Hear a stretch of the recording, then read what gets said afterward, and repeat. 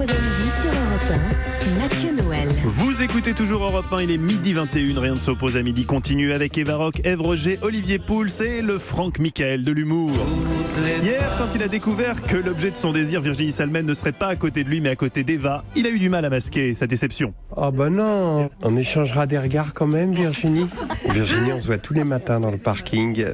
On échange un sourire derrière lequel il y a beaucoup de choses. Peut-être un peu trop. Guy Carlier, dorénavant, afin de placer notre week-end sous les meilleurs auspices, vous avez décidé d'instaurer tous les vendredis un déjeuner de cons sur le modèle du dîner de cons. Et votre premier lauréat a une belle tête de vainqueur. Oui Mathieu, mais pardonnez-moi car j'aimerais au préalable faire une déclaration qui me semble essentielle et qui concerne la circoncision. Chaque jour avant le début de cette émission, on vient de le voir dans le stress qui précède l'antenne, il arrive que parfois nous nous laissions aller à des propos qui pourraient paraître singuliers ou extravagants, mais dont vous avez compris, chers auditeurs, la nécessité catharsique. Et dans ces moments d'intimité, quand la soupape de nos âmes tourmentées par l'angoisse de la création libère ses jets de vapeur, de pensées délirantes du surnuméraire, Mathieu Noël, prêt à tout pour racoler un rire, enregistre ses réflexions sorties de leur contexte, et depuis OC 117, on sait à quel point certaines choses sorties de leur contexte sont équivoques, et vous les diffuse le lendemain. Aussi, afin de ne pas offrir à Mathieu la satisfaction de vous faire ricaner prochainement avec les phrases prononcées ce matin hors antenne, sachez qu'ayant lu hier soir un article scientifique sur la circoncision, je suis entré dans ce studio en demandant à la cantonade, à des fins purement statistiques,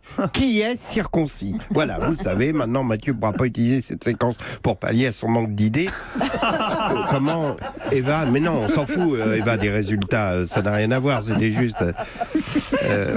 D'ailleurs, c'est pas Eva qui m'a incité à évoquer la circoncision comme thème de chronique, ce n'est pas son genre, la preuve, c'est que ce matin, selon le rituel dont j'ai déjà parlé, je l'appelle vers 5h30 pour lui demander une idée, et elle me répond, tu n'as qu'à parler de la guerre entre Coca et Leclerc, résultat, plus de coca en région, et ça te fait une vanne. Tu peux dire, ça a du bon les mésententes parfois. Fini le diabète.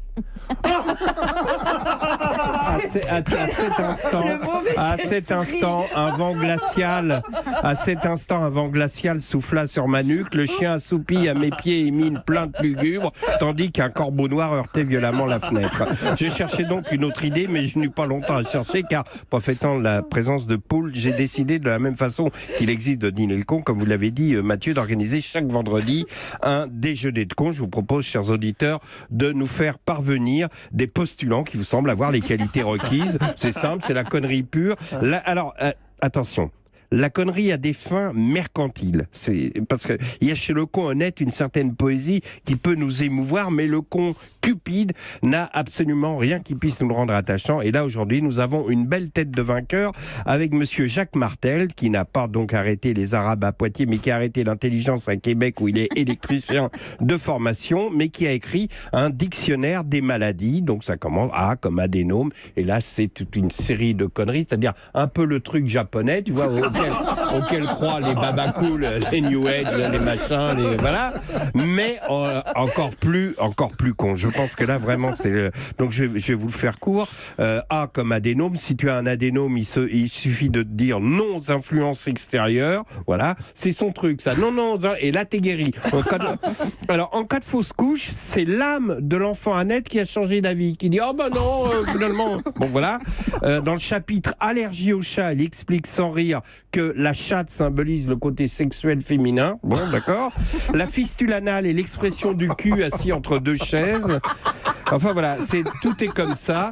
Dictionnaire des maladies, et le truc est numéro 1 au Québec, ce qui nous plonge quand même en plein Moyen-Âge. Donc au début, ça me faisait rigoler. Je me suis dit, on va le mettre effectivement comme lauréat de notre premier déjeuner de con. Lorsque j'en suis arrivé au mot cancer, qui est selon lui un suicide déguisé. Et là, ça m'a moins fait rire. Ma femme est oncologue. Chaque soir, elle arrive détruite d'avoir annoncé à des gens qui sont venus la consulter, terrorisés, un scanner à la main, que cette opacité sur leur cliché, c'est ce qu'elle aurait aimé ne pas voir, mais qu'ils vont se battre, qu'on guérit de plus en plus de cette saloperie, etc. Un dialogue terriblement angoissant. Et j'imagine le mec qui sort de sa consultation et qui lit le bouquin de Martel. Alors c'est là que je me rends compte que monsieur Martel n'a rien à faire dans un déjeuner de cons. Je vous prie, monsieur, de m'en excuser, mais je vous promets de vous sélectionner à nouveau le jour où nous organiserons un déjeuner de salauds. Merci. Merci beaucoup Guy Carlier. Un déjeuner de cons, si on en organisait un, je vous propose d'inviter Olivier Pouls, champion de Belgique 2017 de Camoulox. Démonstration Olivier. Amazonie, barbecue et manioc. Camoulox. Oui.